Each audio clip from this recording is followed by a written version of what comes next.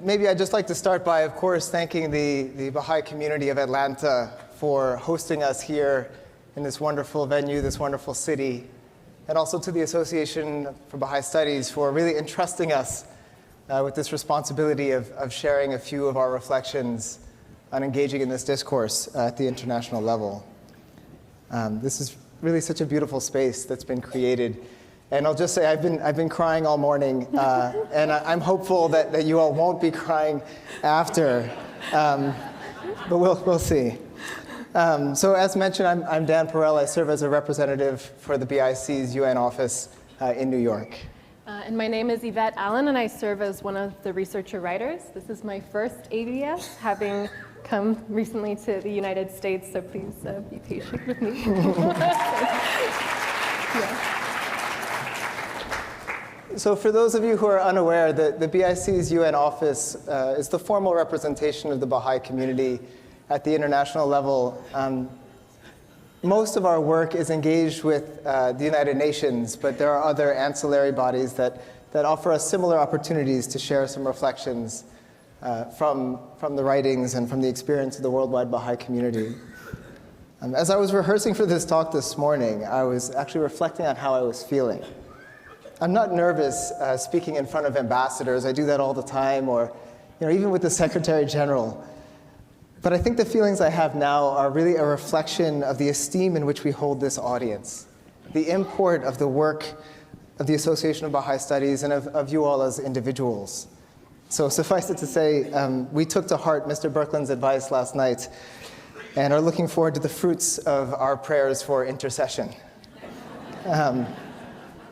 So at the outset, I should say that the reflections we'll share with you today are really those of Yvette and I, and we are not speaking on behalf of the BIC. It's our own understanding of our office's engagement in this discourse. As I'm sure you can imagine, all of our efforts rely upon the contributions of many wise and dedicated souls, but unfortunately, you're stuck with us. So today, we'll use the statement, "One Planet, One Habitation," as the vehicle to share some of our learning. Now, this document was prepared last year in 2022 to commemorate the 50th anniversary of the first large international conference on the environment, which took place in Stockholm, Sweden in 1972. So One Planet, One Habitation is the product of a process with which we're all becoming familiar. It's simply reading our reality, determining a distinctive contribution, and finding a means to share that contribution with others. In that sense, this is just one narrative in an unfolding process in the framework that guides the entire Baha'i community in its participation in the discourses of society.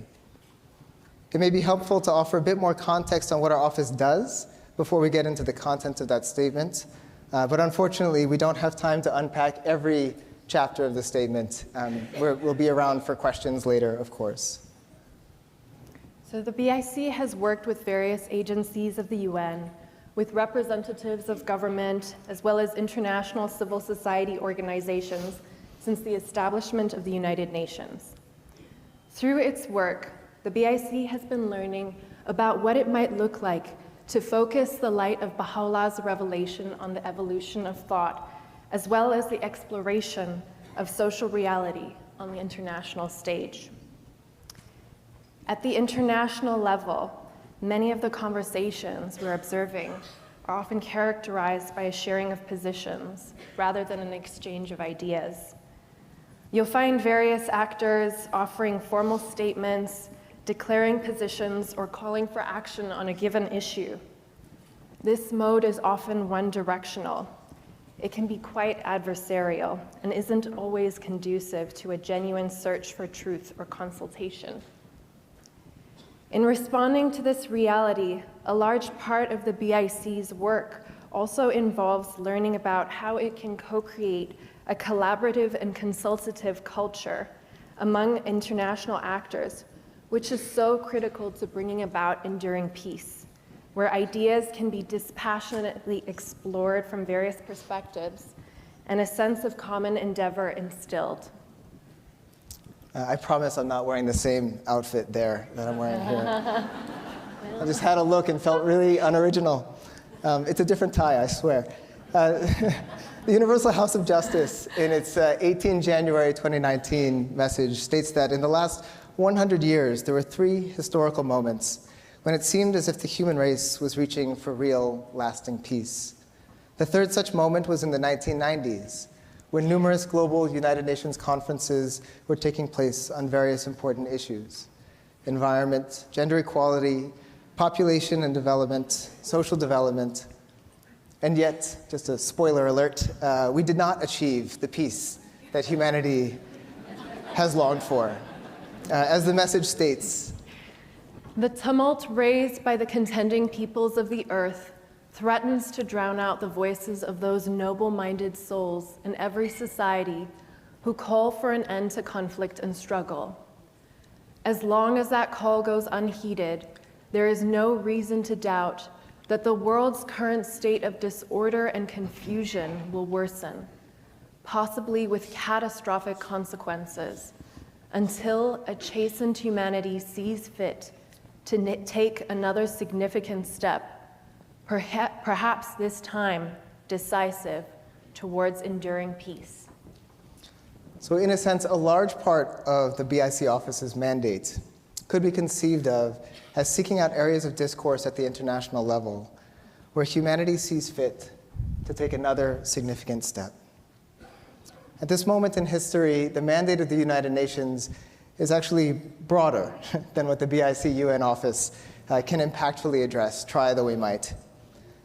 Peace and security, global health, disarmament, migration, human rights, food systems, and the list goes on, which means that we need to be discerning. Fortunately, the 18 January message articulates certain qualities which can help guide our consideration of various opportunities. For example, the reality that humanity is one people must be the starting point for a new order. The vast array of relations among the nations and within them all need to be re-envisaged in this light.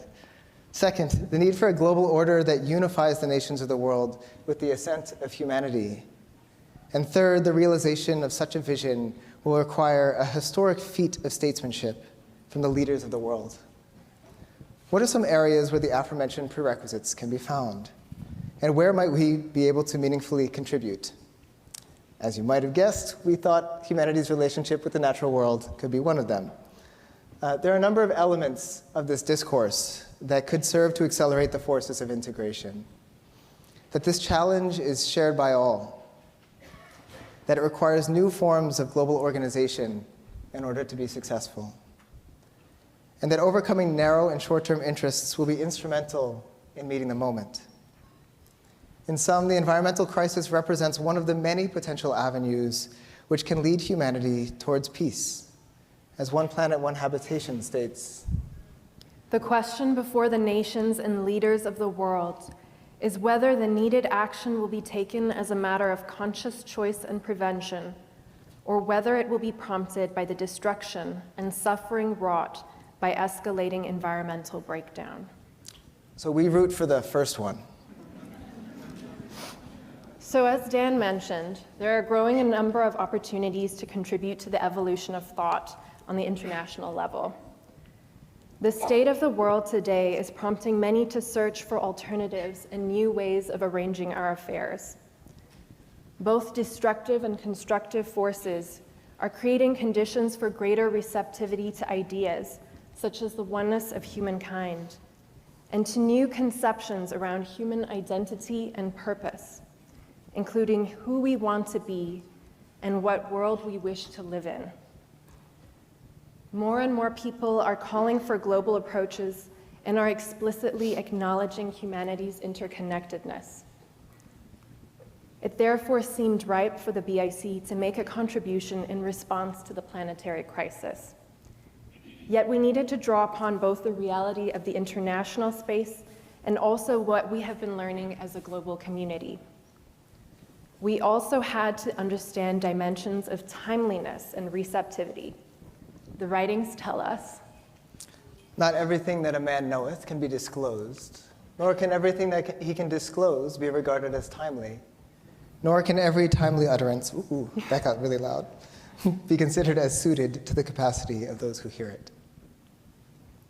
Our challenge then has been learning when and how to share the wealth of insights derived from the writings and from the guidance of our beloved Universal House of Justice, which provide hope and speak so clearly to the exigencies of our time, and how to do so in a way that is both befitting and accessible to our audience, confident in the healing remedy they bring, while ever conscious that we are constantly learning about their implications. We don't have all of the answers, but we do have a responsibility to contribute to a growing body of knowledge alongside others.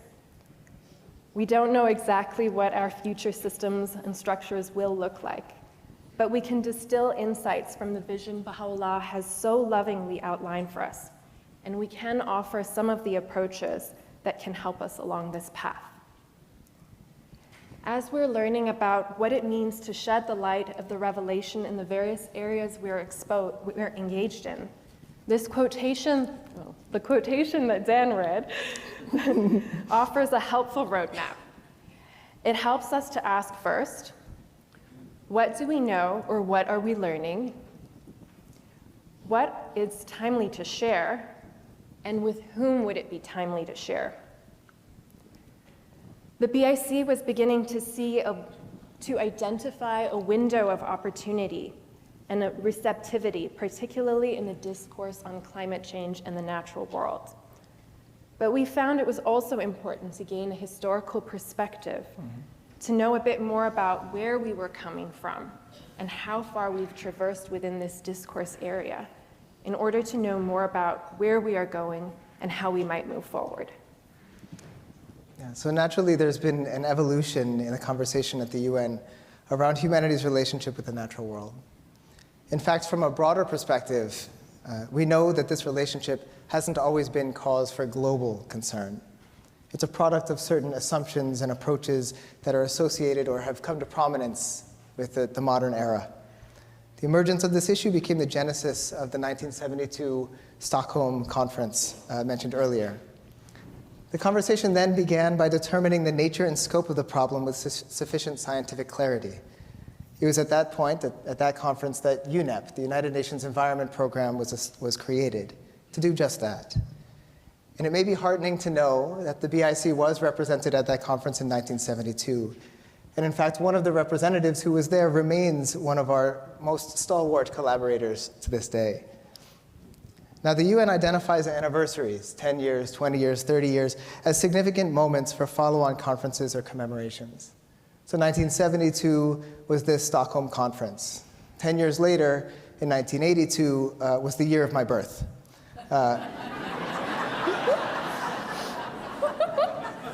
At least I thought that was pretty significant.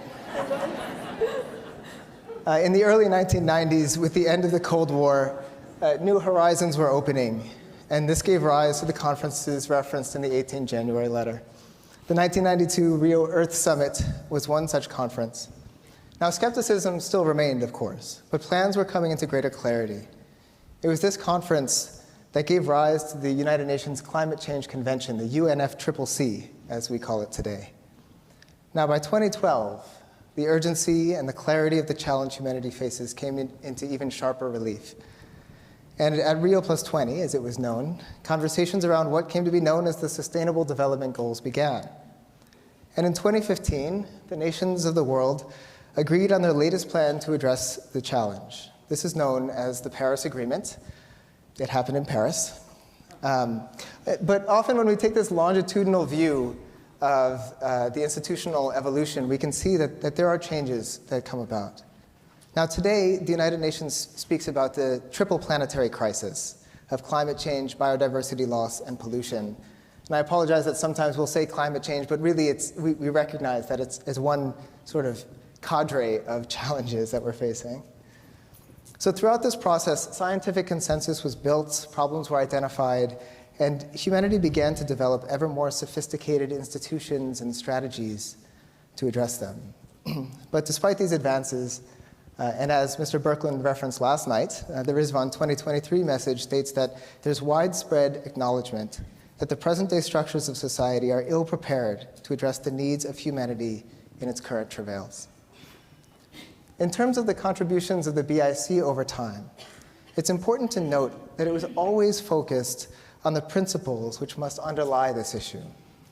We're aware that though we're able to draw on science and, as an important source of knowledge and practice, the Baha'i international community does not have a technical position to take. We can see why when we look at the 29 November 2017 message to 3 individuals who asked about this very topic of this contemporary discourse on climate change. And if you haven't read that message, it's a remarkable example of the wisdom required when entering really any discourse. So we read there. Significantly, on an occasion when a scientific question was asked of Shoghi Effendi, he responded in a letter written on his behalf that, "We are a religion and not qualified to pass on scientific matters." And in reply to scientific issues raised on a number of occasions, he consistently advised Baha'is that such matters would need to be investigated by scientists. Therefore, in technical conversations, like how many parts per million, what are the appropriate timelines, how many fractions of a degree, the BIC does not offer specific recommendations, but it offers reflections on the principles and possible root causes. Of course, Baha'i scientists and experts are often in position to comment on the technical dimensions, and our office benefits tremendously from their wisdom and experience, and our consultations with them too. So now let's move up to 2022, this Stockholm conference, Stockholm Plus 50. At this point, we perceived actually a shift in the nature of the conversation. Whereas for 50 years, the international community seemed to be describing the scientific dimensions of this problem. Now, the science was sufficiently settled, including even elements of what needs to be done. But the international community was wrestling with a different question, an implementation problem.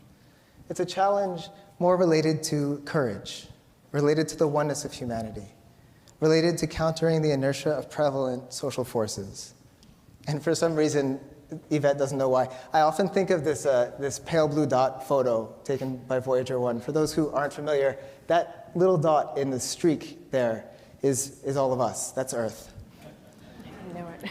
So in other words, at the international level, we now require the feat of statesmanship that we referred to earlier. And this is a conversation to which the BIC felt it had something to contribute. Now, finally, I'll say there are a few other important dynamics that led us to develop the statement. So many faith-based organizations and faith communities themselves had been offering perspectives on this issue. And justifiably, Baha'is and Baha'i communities were also asking what the BIC might say at the international level about this. This strong question of morality of future generations was coming to the fore from different quarters, ranging from Greta Thunberg to the Pope.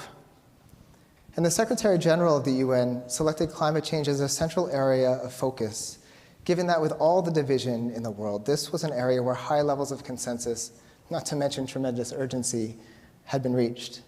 And if we return to the 29 November message, we see remarkable alignment. But while there may indeed be a localized and highly charged political component to the public discussion, more remarkable is the fact that at a time when nations have difficulty reaching agreement on many important issues, the governments of nearly every country on Earth have reached political consensus on a joint framework in the Paris Accord to respond to climate change in a manner that is anticipated to evolve over time as experience accumulates. Now, finally, this planetary crisis became a sort of meta-narrative at the UN. Nearly every space, every discourse was seen through the lens of this issue, whether it was about youth or gender equality, about peace and security or global governance. Each of these was intersecting with the natural world, and the office needed to understand how to respond. As we looked at the growing receptivity and movement within this discourse, as well as the increased opportunity to contribute, we had to return to our objective, our North Star, since many dialogues and positions within the discourse were highly politicized and potentially adversarial. For this, we turned to the writings, to ground us, to see what has been said about the environment, about our relationship with the natural world, as well as the way in which we arrange our global affairs and our shared reality. We also turned to our framework, which helped us to consider the importance of framing various topics appropriately, as well as offering a vision of the trajectory being traversed by humanity. We saw the importance of deconstructing limiting assumptions, particularly in the way that we view ourselves and our relationship with the natural world. We explored how insights derived from the Baha'i experience and from the writings could be shared, as well as if there were any suitable and timely recommendations that we could offer.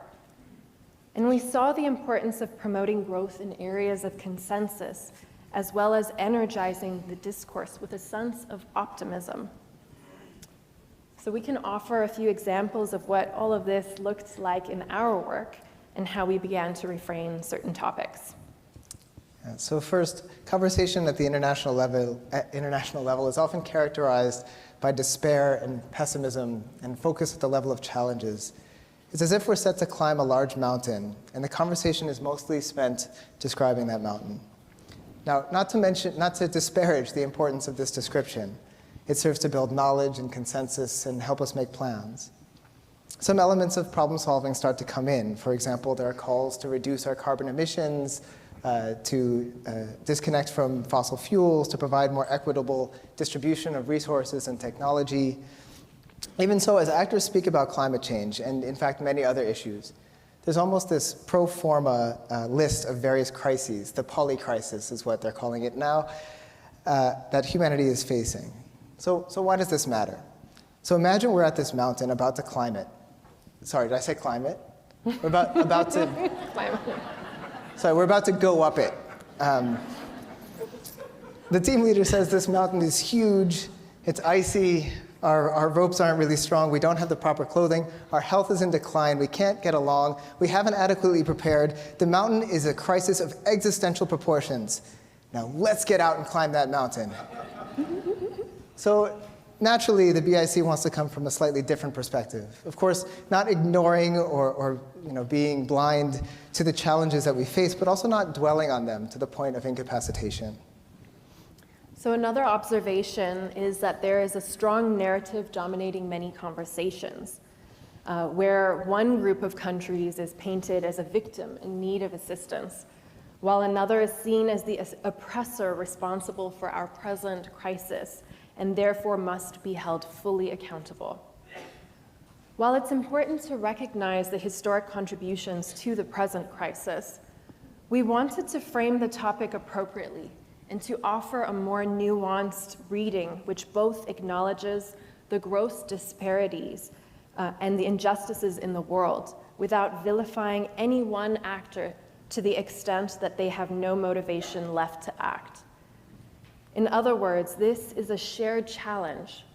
The contributions will look different, but we are on the same team. So much of the work of the United Nations and its member states is focused on programs and projects that can be replicated or scaled. This essentially utilitarian and economic approach to development, while certainly well-meaning and even sometimes quite beneficial, it does create a number of challenges. It runs the risk of reducing the agency of the community, the capacity building that comes when a population can read its reality and determine its own solutions. It assumes sameness across tremendous diversity. We wanted to offer a learning posture, a process-based approach. This extends both to the building of capacity beyond technical capacity and also to the building of community, as well as to our approach of measuring progress and conceiving of stumbling blocks as stepping stones. So there's also an increasing acknowledgement of the role of religion in conversations around climate and the environment.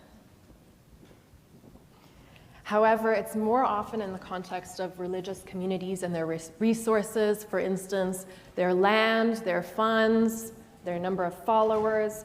And so the international community often seeks buy-in from religious leaders and institutions and considers this as a success when it comes to religion. The BIC wanted to extend the conversation and contribute insights around the transformational capacities of religion. Essentially, between the knowing and the doing, there's the choosing. And so the power of motivation, the sacrifice that religion can inspire, is something to learn from and bring into the conversation. Religion also provides an important source of knowledge around the values that inform our thought and our action. And so we also saw the need to reframe the conversation around our values. Either within the international space, we see either it's assumed that we all have the same values, or our values are so incompatible that for the sake of diplomacy, it's better not to raise them at all. But our framework helps us to see that these values are a necessary starting point for our conversations, and therefore represent a distinct contribution that the BIC could offer to this space. And then, in the cases where these values are assumed to be the same, and so we don't talk about them, they often remain in the realm of words in our global agendas, though with limited action. So the BIC saw this as an opportunity to explore what it might look like for the international community to translate the values that we claim allegiance to in our global agendas, that we all articulate.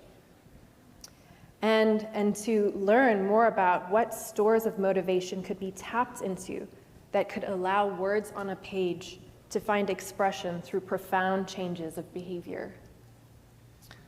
Now, additionally, the international community itself is quite fractured. This is just one of many charts that I could show that represents what only the United Nations organogram looks like at the Secretariat. This ignores a lot of other dimensions of it. So it's very fractured. It's built largely on a culture of competition. And in many ways, it's challenged to find true coherence across these spaces. At the heart of our contribution, unsurprisingly, is the notion of unity and diversity.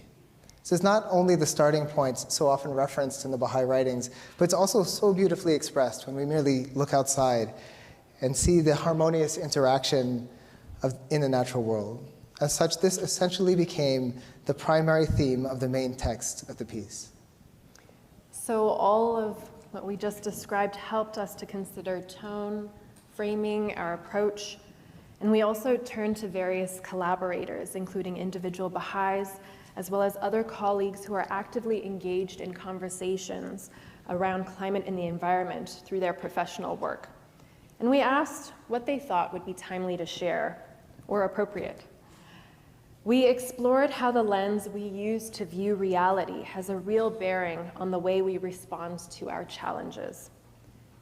If the way we view our world and our purpose is incomplete, then our proposed solutions, no matter how meritorious, will also fall short of enduring transformation. So as a starting point, we needed to explore some of the values and underlying narratives that are driving the discourse, and you can see a few over here.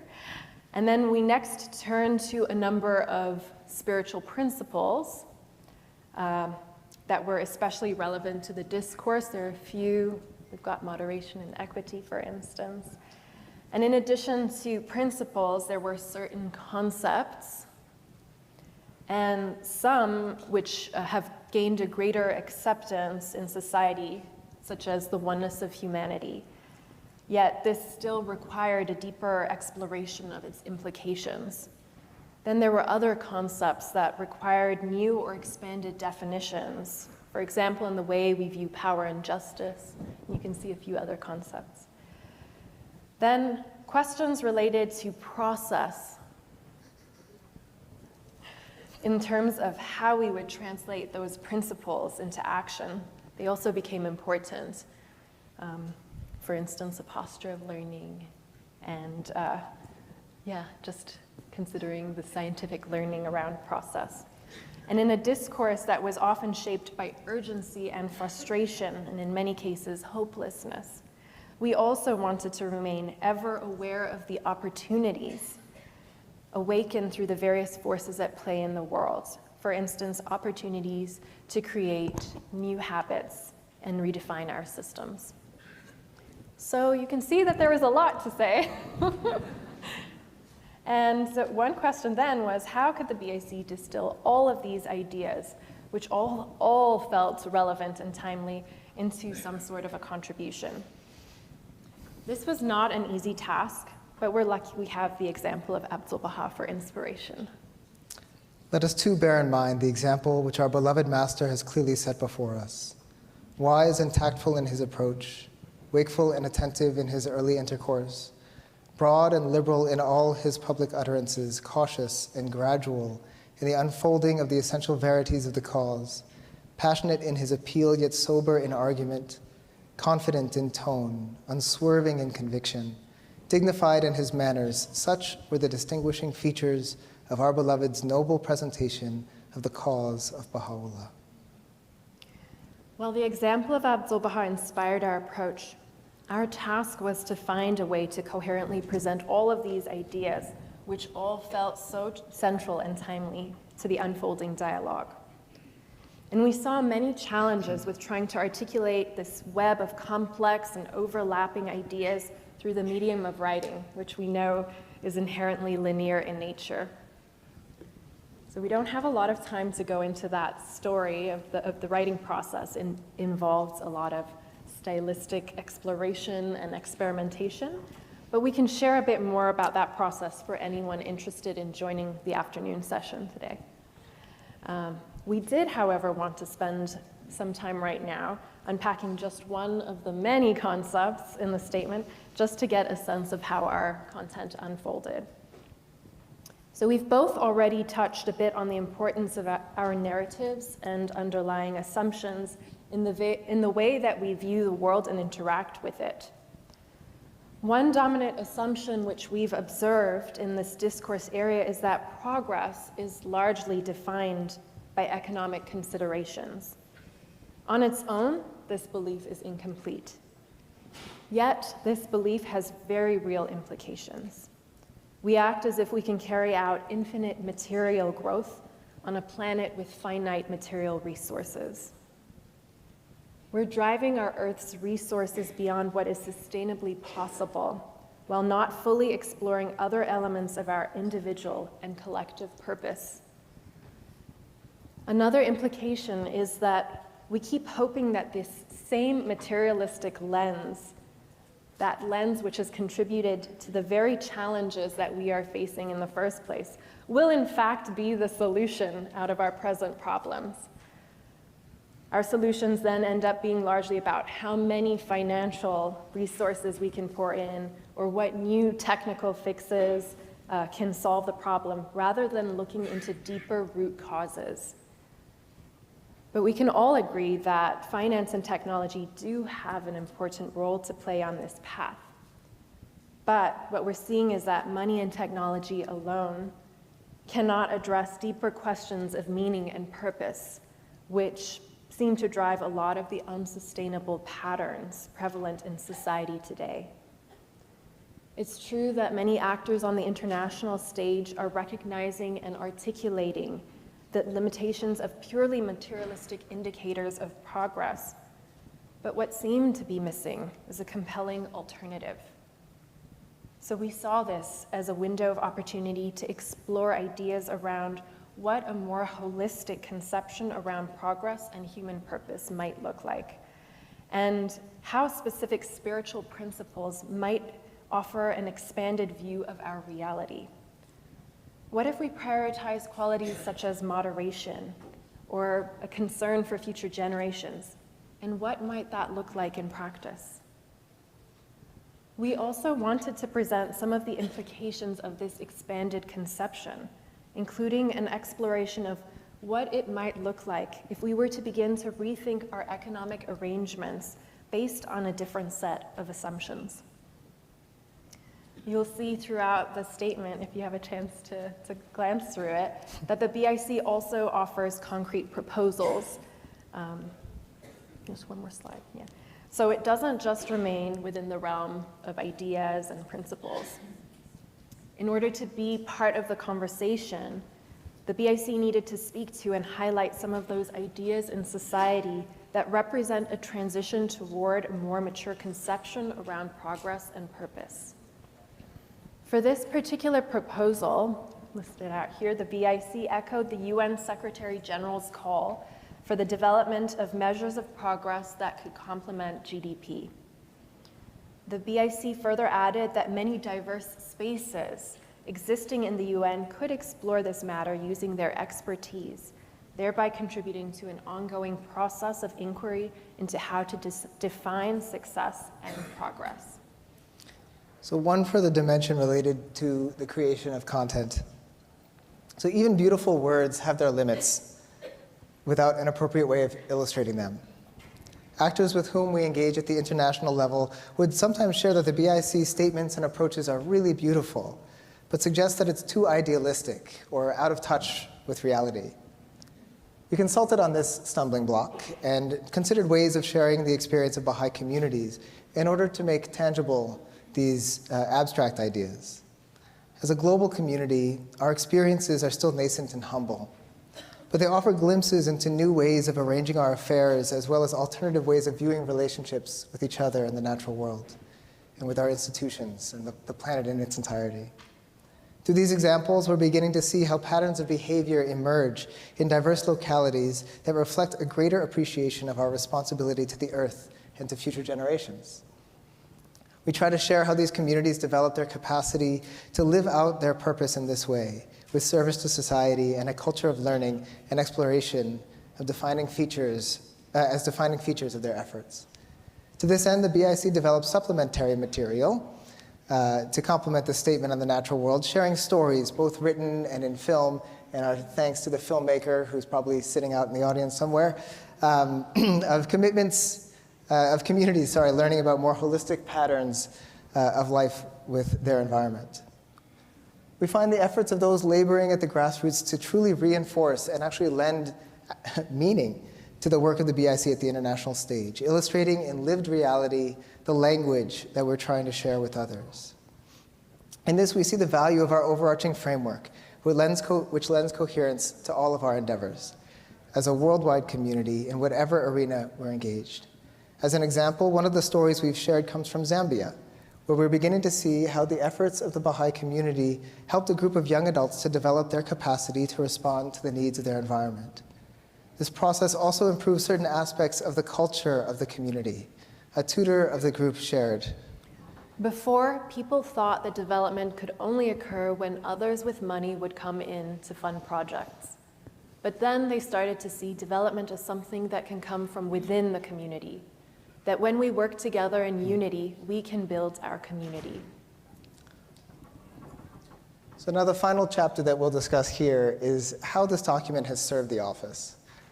A key benefit was that those of us who serve as representatives can speak with greater clarity and confidence in the spaces when we're engaging in at the UN. This process of drafting, of consulting, of redrafting and repeating over and over again for years, it's fun, but it also gives us a tremendous amount of confidence that what we're sharing is actually based on a degree of understanding that we've reached. Moreover, it seems to have resonated with a few other Baha'is as well, as demonstrated by a wide range of indicators, from the number of emails our office receives about it, to the number of languages it's been translated into voluntarily by the members of the community, by yourselves. German is coming up next. To the study groups and courses that we've heard about. Oh, here we go. One more. There we go. To the study groups and courses that we've heard about. And even, of course, to the invitation to present at this gathering. So the process of drafting the statement helped us to expand a network of collaborators as well, something which really helps the office advance, so please reach out if interested. And beyond the Baha'i community, to our audience at the international level, One Planet, One Habitation serves as a great tool to advance relationships, demonstrate legitimacy, sophistication, and even creativity. And that process actually started a year prior to the launch of the statement, when we brought a working paper version of it to COP26 in Glasgow in 2021. We shared this version with many individuals to try and get their feedback, which created opportunities for meaningful conversation and ultimately refinement of the statement. At Stockholm Plus 50, a couple years later, we were able to build on the excellent relationships of the Swedish Baha'i community that it has with its government, and launched the document at the Swedish Parliament building. At that gathering, a former president of the General Assembly, who's become quite a good friend, Maria Fernanda Espinosa, shared some reflections on the document. She said, "We cannot afford the luxury of pessimism and inaction. We have to rally behind the power of we. This document explores both the principles necessary and practical proposals to bring these principles into reality." And she went on to say that we have to transit from greed to solidarity and redistribution of wealth and power, from prejudice to empathy and kindness, from indifference and hate to radical love for humankind and for nature. So this is just one example of the kind of response that we have been able to get from a few individuals. It's not as if everybody at the UN is now speaking this way, but we thought it'd be nice to share one. So these conversations do seem to demonstrate that we're providing a distinctive content to a gap in the discourse. Now at COP27, I know there's a lot of numbers and years, this is a meeting that occurred in Egypt last year in 2022. We decided to continue pursuing this principles and values-based approach, trying to turn the words of the statement into conversations with others. We co-hosted a small 2-meter by 2-meter exhibit booth, and we asked conference goers, what values guide you? We had like sticky notes prepared and markers, but the booth was often a bit of a corner. So one of our delegates decided to write this on the paper. He wrote, "What values guide you?" And he stood out in the walkway. And it was much like those old free hugs videos, you remember? Where? And he was asking total strangers what values guide them. And a few of us were skeptical of this approach, but we became believers because soon enough, we were all taking turns jumping into this stream of passersby because the depth of the conversations we had was inspiring. And participants were excited to provide their reflections. And here's the booth covered in sticky notes, listing things like empathy and honesty and kindness. Nature's our only home. It was so lovely, such wonderful conversations. So this upcoming year, last number, COP28, we're trying to take this a step further. This will happen in November, December this year. And we're reaching out to colleagues and friends to co-host sessions on the values that guide them in their particular issue. Is it food systems? Is it climate-induced migration? Is it finance? What values currently guide the work? And perhaps more importantly, what values should guide their work? Now, I've had people reach out to me from other organizations how they can get involved, how they can help. Of course, it's too soon to tell, but it does seem that there is momentum building around this approach. So One Planet, One Habitation, then, is more than just a document outlining concepts and making proposals. It's a tool for us to refine our language. It's an offering that the Baha'i community can utilize and build on. It's an invitation to strengthen our relationships with others. It's a platform for further collaboration and activity. And importantly, at least to us, it's a meaningful contribution in our neighborhood, the United Nations, which is filled with brilliant people who are deeply involved in the process of contributing to the evolution of thought and policy at the international level. So as you can see, there was a lot to cover in this session.